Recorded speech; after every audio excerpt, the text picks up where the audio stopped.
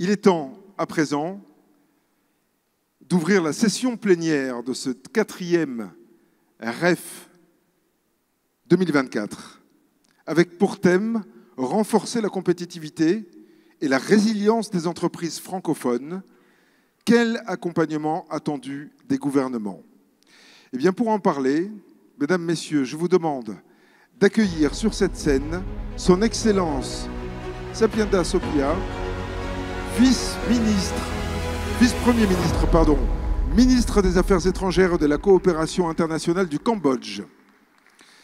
Monsieur Mehdi Tazi, vice-président général de la CGEN. Monsieur Carl Blackburn, président du patronat du Québec et vice-président de l'Alliance des patronats francophones.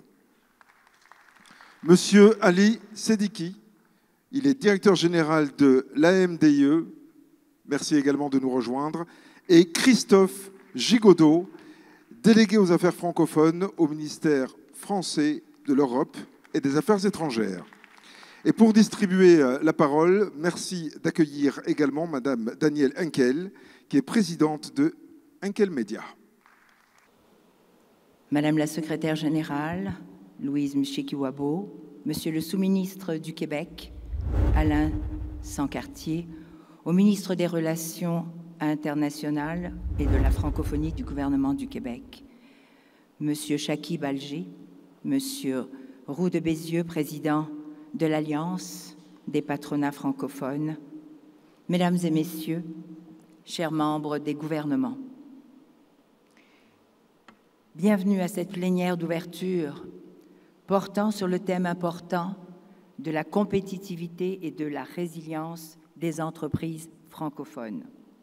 Je me présente, Danielle Henkel, entrepreneur, présidente de Henkel Media, ambassadrice de la francophonie économique pour le Conseil du patronat du Québec et membre du Conseil exécutif pour l'Organisation internationale de la francophonie pour le Fonds avec elle.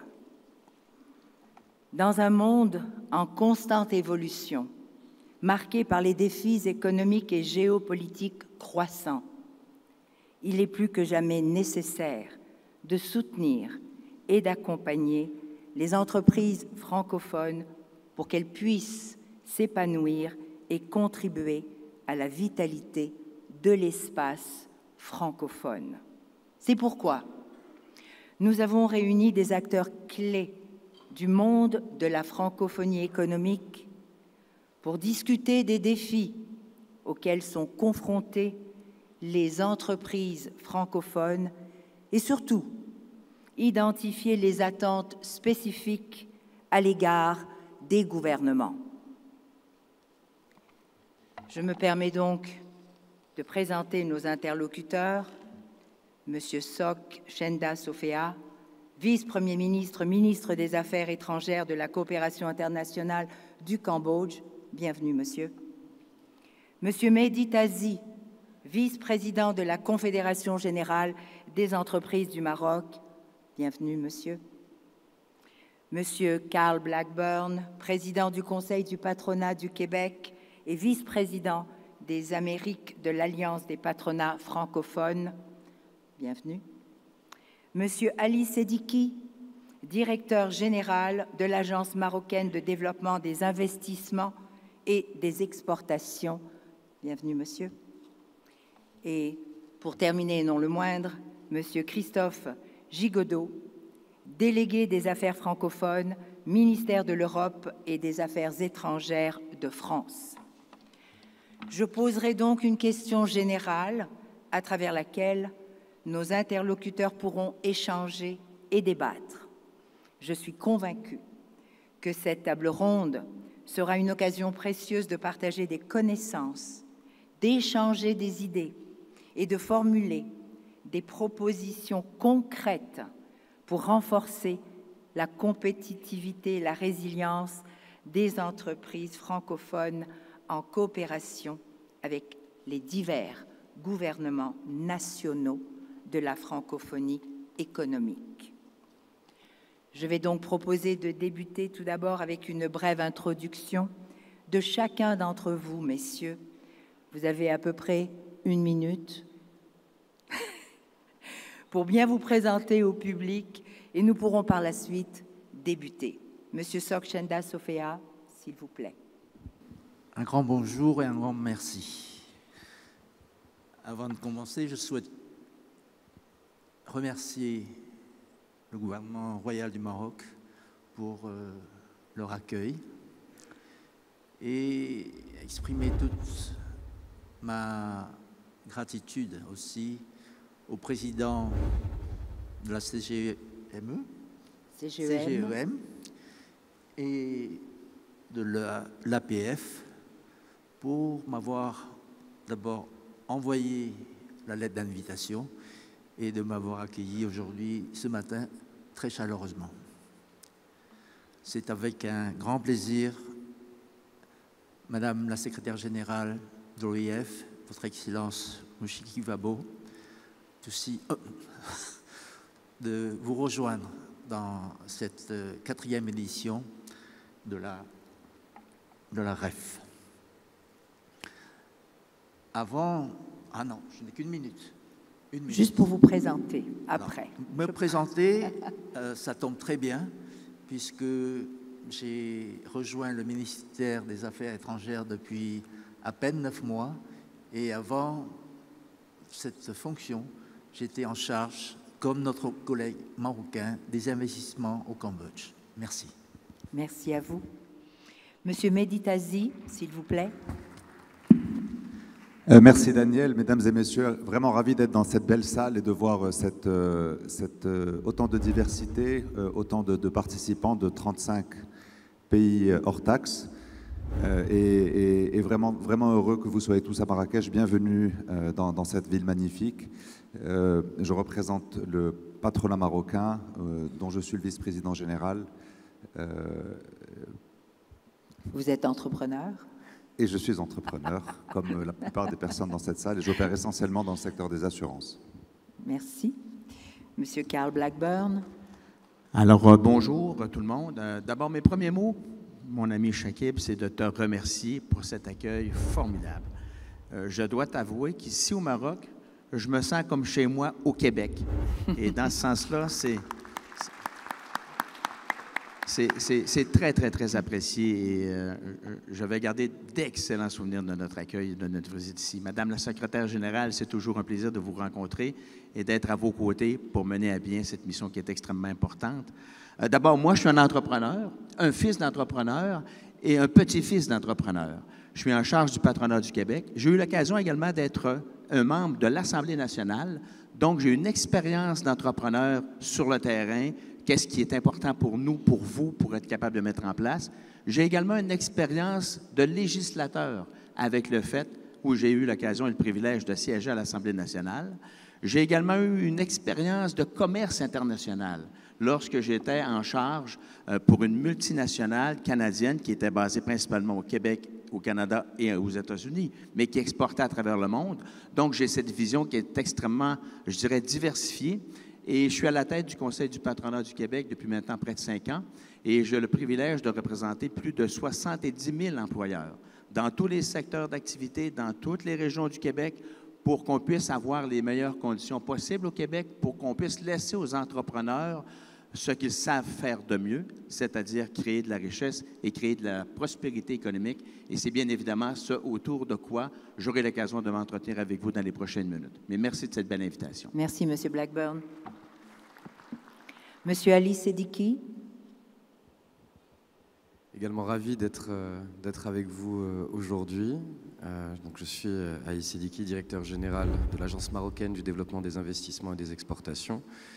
Et notre agence est un trait d'union, un médiateur entre le secteur public et les entrepreneurs. Donc c'est comme ça qu'on aime nous décrire. On est des facilitateurs et on essaie de régler les incompréhensions qu'il peut y avoir entre les deux parties. Et nous accompagnons évidemment les investisseurs et les exportateurs de bout en bout. Et nous sommes à la disposition de tous les entrepreneurs qui sont dans la salle aujourd'hui s'ils ont la moindre question sur le Maroc, sur l'investissement ou l'exportation à partir du Maroc. Merci. Merci. Monsieur Christophe Gigodeau. Bonjour à toutes et à tous. Merci infiniment pour cette invitation. Alors, je ne suis pas entrepreneur, je suis diplomate et après 20 ans dans le réseau de coopération en Chine, au Japon, à Taïwan, en Roumanie et au Cambodge, dans des fonctions au cours desquelles j'ai beaucoup travaillé avec les entreprises, avec les chambres de commerce. Merci de cette invitation pour pouvoir apporter aussi la parole de ce que l'on peut faire avec le terrain. Aujourd'hui, au sein de la francophonie institutionnelle multilatérale, je suis le délégué français dans cette enceinte qui accueille 88 États et gouvernements membres. Et j'y représente la France. Quand j'ai pris ces fonctions il y a 1 an et demi, je me suis dit la francophonie, finalement, en revenant du Cambodge, ça va être tranquille. 2 mois après, on nous annonçait le sommet.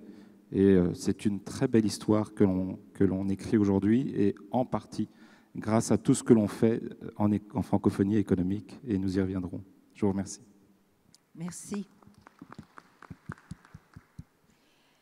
Je vais donc commencer par la première question qui va s'adresser à M. Carl Blackburn, M. Meditazi, puisque vous êtes issus du privé et du monde de l'entreprise. Quelles sont vos attentes de la part de la sphère publique pour soutenir la compétitivité des entreprises francophones? Si je peux me permettre de commencer, nous avons eu l'occasion ce matin d'entendre des engagements extrêmement importants de la part de dirigeants avec une vision claire et avec la volonté de faire les choses différemment. Nous avons bien sûr la chance aussi d'avoir des élus avec nous sur cette tribune qui ont une écoute attentive par rapport à la réalité des entrepreneurs. Rapidement, je dirais que nous avons besoin de quelques conditions. Les premières, c'est des conditions fiscales. On doit attendre de la part de nos gouvernements des conditions fiscales qui vont favoriser les investissements, vos investissements, dans nos économies respectives, parce qu'être entrepreneur, à la base, c'est de prendre des risques. Bien sûr, c'est de prendre des risques calculés, mais il faut qu'on soit capable de s'appuyer sur des règles fiscales qui vont être favorables à avoir ces investissements qui sont importants pour nos économies. Je dirais le deuxième élément qui est aussi très important, c'est tout ce qui concerne le capital humain. Il faut qu'on soit capable, pour prospérer, pour grandir dans nos économies, de pouvoir compter sur du personnel, sur des collaborateurs, sur des employés qui vont avoir les bonnes compétences pour remplir les emplois dans lesquels nous voulons investir.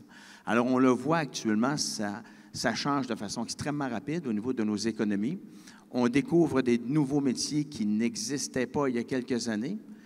80% des prochains métiers d'ici 2030 n'existent pas aujourd'hui. Alors, il faut qu'on soit capable, avec nos gouvernements respectifs, d'avoir les programmes de formation qui vont permettre d'investir dans le capital humain, qui est le cœur de chacune des organisations, donc d'avoir des employés, des travailleurs, des collaborateurs avec les bonnes compétences. Je dirais, bien évidemment, les infrastructures. Si on veut être capable d'investir dans des économies, dans des endroits respectifs, nous devons pouvoir compter sur des infrastructures routières, de transport, de communication, de sécurité, des infrastructures qui vont favoriser ces investissements. On le voit, il y a des transformations extrêmement importantes dans nos milieux.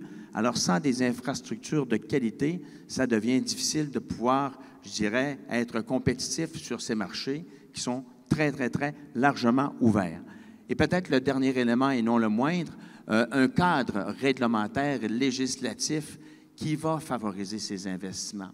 Parce que, comme je l'ai mentionné, être un entrepreneur, c'est quelqu'un qui prend des risques calculés, qui va investir de ses argents, qui va investir de son temps. Et bien sûr que le cadre législatif dans lequel ces investissements sont faits est extrêmement important pour qu'on puisse avoir cette confiance qui est nécessaire. Lorsque je disais, cher ami Chakib, que je me retrouvais chez moi au Maroc, je sens que ce cadre législatif, que ce cadre fiscal, que ce cadre des infrastructures, que de ce cadre de compétences de formation est présent ici au Maroc et il est présent dans l'ensemble des pays de la francophonie. Alors, il faut qu'on soit capable de capitaliser, je dirais à la base, et de se fier sur nos élus pour qu'on puisse avoir ces principaux points nous permettant de faire ces investissements. Merci, Monsieur Blackburn. Monsieur Tazi, j'ai une question pour vous. Nous avons beaucoup d'entreprises, bien sûr des chefs de patronat dans la salle, et je dois adresser aussi une vérité, c'est-à-dire souvent, on a des perceptions ou des biais sur faire des affaires en Afrique, mais surtout en Afrique du Nord et particulièrement au Maroc. C'est tout à fait normal. J'aimerais que vous nous entreteniez sur tous les avantages que nous ne connaissons pas et qui sont disponibles aujourd'hui, de plus en plus d'ailleurs, particulièrement au Maroc, pour que des entreprises francophones, canadiennes et d'ailleurs puissent collaborer, coopérer avec le Maroc. Je suis ravi que vous me posiez cette question et en particulier que vous me la posiez avant mon voisin Ali Sedeki qui l'aurait dit bien mieux que moi. Mais je vais essayer de résumer peut-être en donnant une vision ou un point de vue d'un opérateur économique.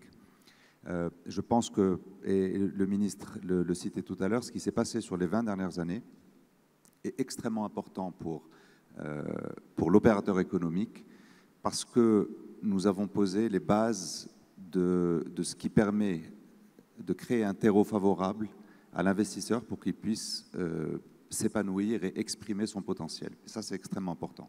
Donc ça a été cité, et nul besoin de revenir dessus, sur l'infrastructure, l'énergie, l'environnement des affaires de façon générale, la connectivité, le système financier, le système bancaire qui fonctionne extrêmement bien ici, etc. etc. Ce qu'on dit moins peut-être, c'est que nous sommes dans une économie qui est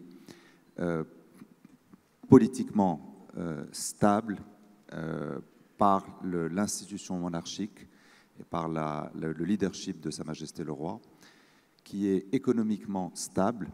Et je dis ça parce que si on prend 3 indicateurs sur l'inflation, par exemple, on a connu un cycle d'inflation intéressant sur les 4-5 dernières années. Enfin, quand je dis intéressant, au sens premier du terme, c'est-à-dire que ça a beaucoup bougé, mais ça n'a pas bougé de la même manière sur les différentes régions du monde. Et quand on prend les meilleurs élèves, c'est grosso modo les pays occidentaux qui ont fait 2, 8, 2 à peu près. Et certains ne sont pas encore revenus à 2. Au Maroc, on a à peu près suivi la même trajectoire, et ce qui est extrêmement important, ce qui relève de la bonne gestion monétaire de l'économie marocaine, et c'est très important. Si on prend l'échange entre la monnaie locale, le dirham, et les principales monnaies internationales, disons le dollar et l'euro, il y en a d'autres évidemment, mais prenons seulement celle-là, on a été dans une stabilité parfaite sur 20 ans. Donc on est dans un rapport de 1 à 10 entre le dirham et l'euro et le dollar depuis 20 ans, et ça n'a pas évolué. Et c'est évidemment très important du point de vue de l'investisseur parce que toutes les dévaluations peuvent être perçues comme intéressantes du point de vue des nouveaux entrants, mais c'est évidemment une mauvaise nouvelle pour tous ceux qui sont à l'intérieur du pays. Et de ce point de vue-là, là encore, on a été très stable. Et le dernier point sur les aspects monétaires, c'est que la réserve d'échange est aussi très stable depuis 20 ans. Et donc, nous n'avons pas nous touchons du bois, nous n'avons pas de problème de manque de devises au Maroc. Donc, d'un point de vue monétaire, c'est aussi stable. Et peut-être le troisième point, c'est d'un point de vue réglementaire. On est une économie, enfin, on est un pays qui est régulé. Et nous avons des institutions fortes. Et là encore, du point de vue de la protection des investisseurs, c'est très important. Tous les secteurs sont bien régulés. On a un régulateur bancaire, un régulateur des assurances, un régulateur des télécoms, régulateur de l'énergie, etc., etc. On a une institution pour la protection des données personnelles. On a des institutions très fortes, de façon générale, dans le pays. Et donc, ça apporte à l'investisseur ça rassure l'investisseur de ce point de vue-là, parce que vous n'avez pas de surprise, vous n'avez pas de mauvaise surprise. Vous connaissez les règles du jeu dès le départ. Je vous remercie. Je vais passer à Monsieur Sediki. Monsieur Sediki, vous avez entendu les réponses. Pourriez-vous être un petit peu plus spécifique sur comment rassurer, mais surtout sur plusieurs points, dont, je crois, la jeunesse et la richesse humaine que vous détenez surtout dans certains domaines. J'aimerais que vous nous parliez de ces domaines-là. Quelles sont les zones les plus ferventes, mais aussi les régions? Parce que chez nous, au Québec, on parle beaucoup des régions. On dit que c'est le poumon de l'économie. Donc, je suppose que c'est pareil pour vous. Je vous remercie. Je vous remercie pour cette question et je remercie Mehdi Tiazi pour la belle présentation qu'il a faite de l'offre de valeur finalement du Royaume. Et je pense que la première partie de votre question était essayer de rassurer. Puis quand on a un représentant du patronat qui vous fait la description des actifs du Royaume de son pays et que ce dernier mentionne le fait de disposer de régulateurs compétents, d'avoir une plateforme justement qui soit aujourd'hui au standard, c'est pour moi ce qui est le plus rassurant, c'est de l'entendre du secteur privé d'abord. Posiez la question plutôt vous me demandiez de souligner l'importance de la jeunesse dans le cadre du développement économique du Royaume. Elle est véritablement au cœur de tout ce que nous faisons, de toute l'action publique. L'âge médian au Maroc est de 29 ans, quand il est de 46 ans, 14 km au nord du Maroc, en Europe, et 19 ans en Afrique subsaharienne. Et ça nous place à un moment de notre histoire économique, et surtout de notre histoire démographique, qu'on appelle le dividende démographique. Ce qui veut dire qu'on a beaucoup de compétences, beaucoup de jeunes qui arrivent sur le marché du travail, et c'est donc une immense opportunité à saisir.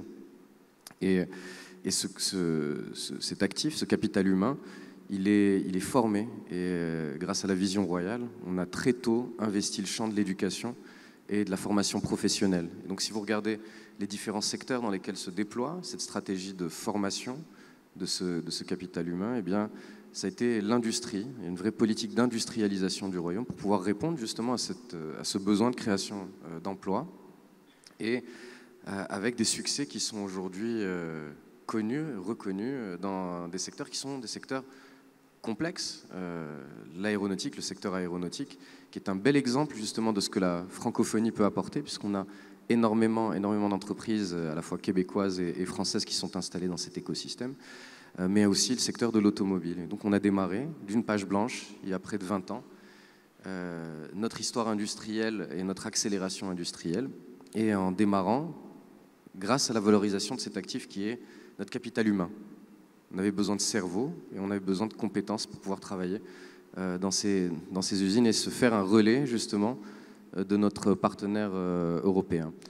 Et résultat, et je pense que c'est précisément pour ce que rappelait Mehdi Tiazi, parce que le Maroc est un pays régulé, est un pays qui a une vision, qui sait la déployer, qui sait exactement et précisément où il va.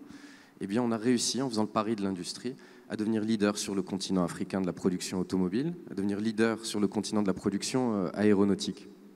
Et donc, c'est pour nous l'incarnation de ce que peut apporter notre jeunesse. Quand vous regardez aujourd'hui un investissement qui est porté par un géant de l'automobile comme Stellantis, quand il s'installe au Maroc, eh bien, pour répondre à ses propres besoins, et on parle d'un constructeur qui est un constructeur international, donc il y a un réseau mondial, eh bien, pour répondre à ces besoins, Stellantis crée un centre de recherche et de développement au Maroc, parce qu'il sait qu'il a besoin d'ingénieurs et qu'il va les trouver ici. Il a besoin d'ingénieurs, il a besoin d'ingénieurs compétents, puisqu'on parle de R&D.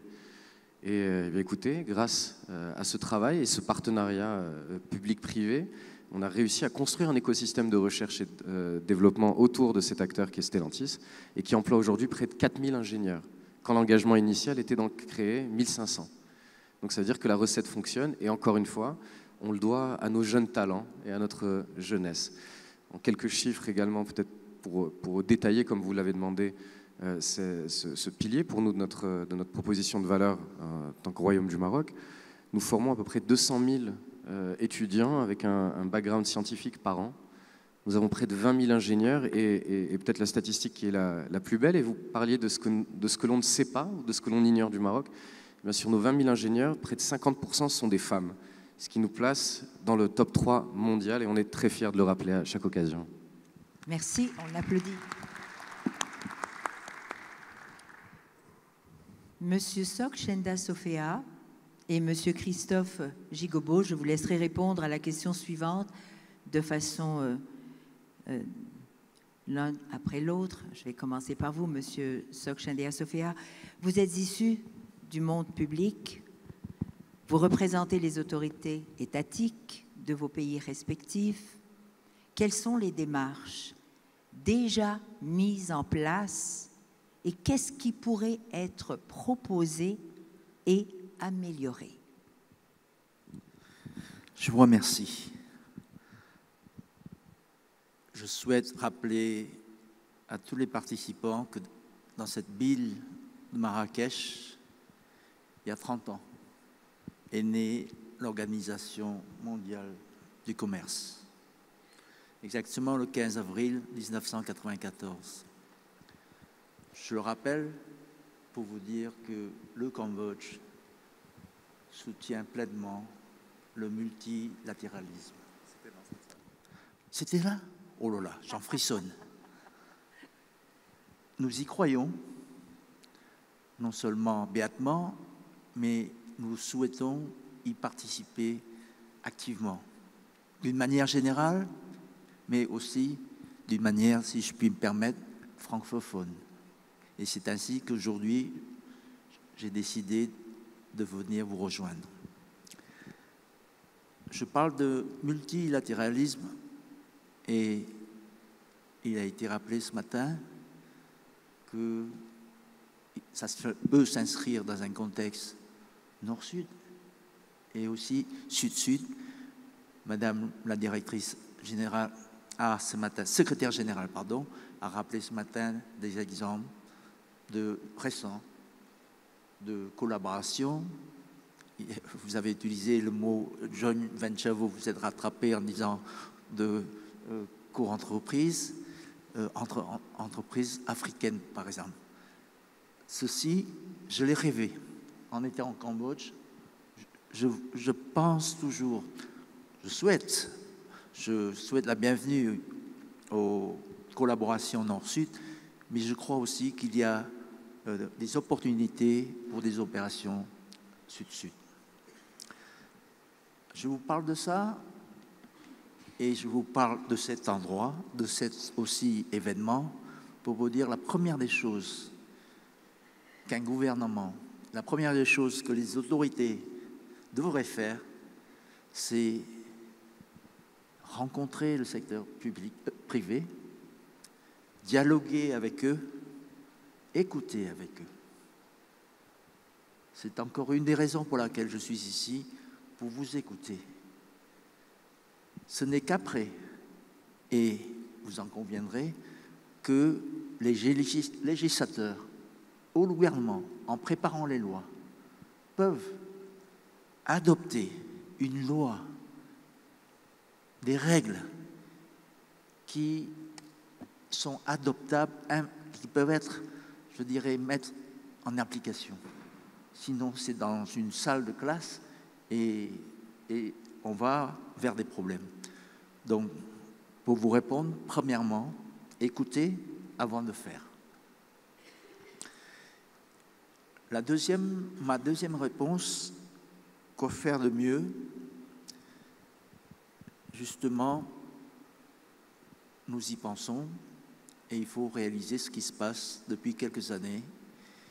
Le Covid, il y a la révolution 4.0, mais le Covid nous a porté un coup et nous savons une chose, c'est que nous ne savons pas ce que nous réserve le futur. La clé du succès et même la clé de la survie dans les affaires, c'est la capacité à s'adapter aux nouvelles exigences, aux nouvelles conditions dans les affaires.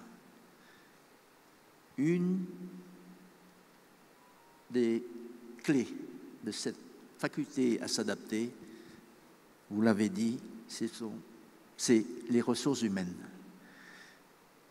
Nous l'avons pensé, nous y avons réfléchi et nous avons adopté une nouvelle loi sur les investissements. J'y ai beaucoup participé et pour les entreprises qui investissent, qui dépensent en matière de développement des ressources humaines, en matière de formation professionnelle d'une manière interne. Le gouvernement, notre gouvernement, accompagne les dépenses de l'entreprise, non pas à 100%, mais à 150%. L'entreprise dépense 100 dirhams pour la formation. Nous accompagnons pour, quand vous faites le calcul de l'impôt sur les sociétés, vous pouvez faire un abattement de 150. Voilà ma réponse la plus simple, mais vraiment, nous avons réfléchi parce que aujourd'hui, on a besoin de ce savoir-faire. Mais dans 2 ans, nous ne savons pas. Donc, qui peut s'adapter? Vous le savez très bien. Quand vous avez un certain niveau de qualification, vous êtes adaptable. Tout à fait. Sinon, vous êtes dépassé. Tout à fait. Je vous remercie. C'est moi. Monsieur Gigobo. Merci. La francophonie, je vais essayer de répondre à la question à travers trois mots. La première, c'est que la francophonie est avant tout un écosystème. Les entreprises travaillent dans leur filière, chacun dans leur secteur, à titre d'institution publique. Nous allons travailler à l'échelle d'un écosystème. Cet écosystème va travailler sur les synergies que l'on a entre le monde de l'entreprise, les besoins, les attentes, mais aussi, et ça a été cité plusieurs fois ce matin, les besoins, les attentes de la jeunesse. Cette jeunesse qui, partout dans l'espace francophone et même ailleurs, a des attentes nouvelles. On parlait de métiers nouveaux, mais la relation même au travail évolue, la relation au monde évolue. Et donc, c'est cette synergie, cette capacité d'aborder les choses à travers ces synergies entre le monde des entreprises, le monde universitaire, la formation professionnelle, et de faire en sorte que chacune de ces institutions puisse davantage dialoguer. On a évoqué le fait, son Excellence Sokchenda Sopie parlait d'aller vers les entreprises, les écouter, que les universités aillent vers les entreprises pour les écouter et faire évoluer leurs propositions de formation, pour faire en sorte que leurs propositions soient à la fois adaptées aux demandes des entreprises et adaptées aux attentes des jeunes. Le troisième terme, c'est histoire. C'est qu'au final, on se rend compte que ce que l'on construit aujourd'hui, on en récoltera les fruits dans 10 ou 15 ans. Il faut que, collectivement, on ait été capable d'aider ces jeunes à construire leur histoire, qui n'est pas la nôtre, mais pour autant, ce que l'on construit aujourd'hui, c'est ces histoires de demain qui feront que les entreprises ensemble pourront poursuivre ces partenariats. Et c'est en ça la richesse de la francophonie institutionnelle, de permettre ces histoires. Et son Excellence, Madame la Secrétaire Générale, parlait des success stories, pardonnez-moi l'anglicisme, entre les différents États. Et c'est là, ces histoires, qu'il faut davantage mettre en avant. Et c'est notre rôle de les porter. Messieurs, merci. Avant de conclure, je vais simplement rappeler que Madame la Secrétaire Générale s'est offerte pour dire que l'OIF est un trait d'union entre la francophonie économique, tous les États membres, mais ceux aussi qui souhaitent évoluer. Vous avez devant vous toute une panoplie, non seulement de représentants gouvernementaux, mais d'entrepreneurs qui démontrent que tout est possible lorsqu'on le souhaite, lorsqu'on le veut, mais lorsqu'on agit. Donc, je conclurai en disant, mesdames et messieurs, vous êtes ici pour oser faire différent et surtout, quelquefois, ça prend de prendre des risques. Madame la Secrétaire Générale, nous comptons sur vous pour les visas, pour les entreprises francophones. Cela sera d'ailleurs une grande évolution pour permettre cet échange économique. Nous donnons une grande main d'applaudissements à ces messieurs. Merci, messieurs, pour votre participation.